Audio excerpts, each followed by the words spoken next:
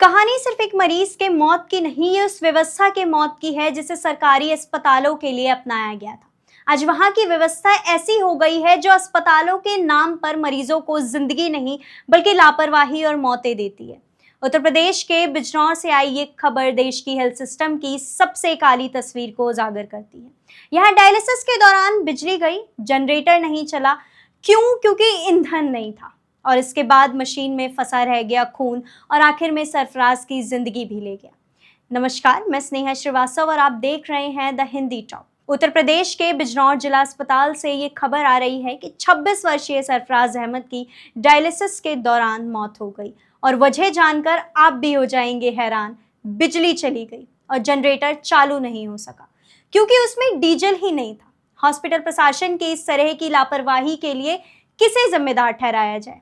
आपकी जानकारी के लिए बता दें कि डायलिसिस एक ऐसी प्रक्रिया है जिसमें मशीन मरीज के खून को बाहर निकालकर साफ करती है और फिर शरीर में लौटाती है। जैसे ही बिजली गई, मशीन बंद हो गई और खून मशीन में ही फंसा रह गया।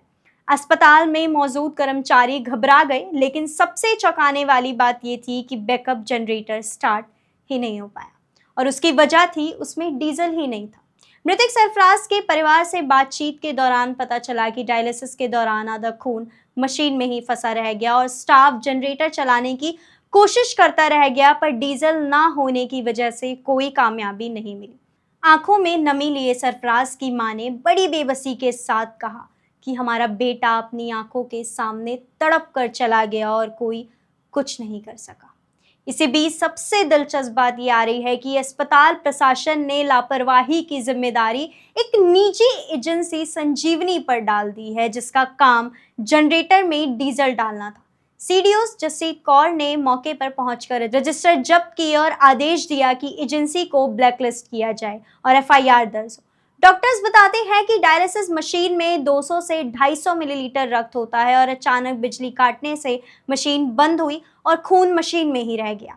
एक आम मरीज की शारीरिक स्थिति शॉक को नहीं झेल पाती, खासकर जब वह पहले से ही कमजोर हो।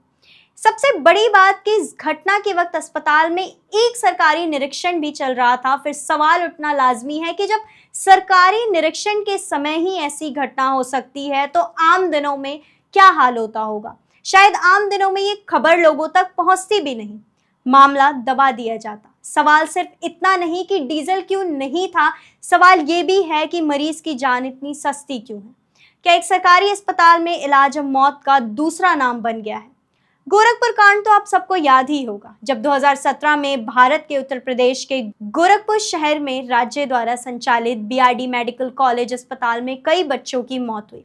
इंटरनेट पर दिए गए एक डेटा के मुताबिक 2017 में गोरखपुर के अस्पताल में 1317 बच्चों की मौत हो गई। इन मौतों ने अगस्त में देश का ध्यान अपनी ओर तब खींचा जब अस्पताल की पाइप में ऑक्सीजन ही आना बंद हो गया था और इसी वजह से 63 बच्चों की मौत भी हो गई। पिछले साल में बाल मृत्यु संख्या 2014 में 5850 थी, 2015 में 6917 और 2016 में वही संख्या 6121 थी।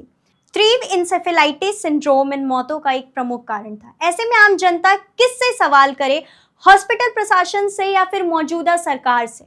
बिजनौर की ये घटना हमें याद दिलाती है कि हेल्थ केयर सिस्टम में इमरजेंसी सिर्फ मरीजों के लिए नहीं, पूरे सिस्टम के लिए है। सरफराज चला गया, लेकिन क्या सिस्टम अब जागेगा या अगली मौत का इंतजार करेगा? सरकारी दावे, मशीनें और इंफ्रास्ट्रक्चर सब कुछ कागजों पर ही होता है, लेकिन जमीन पर सच्चाई बिल्कुल अलग होती है। सवाल ये है कि अब कार्रवाई किस पर होगी, एजेंसी पर, अस्पताल पर या फिर मौजूदा सिस्टम पर? ये देखना बाकी है।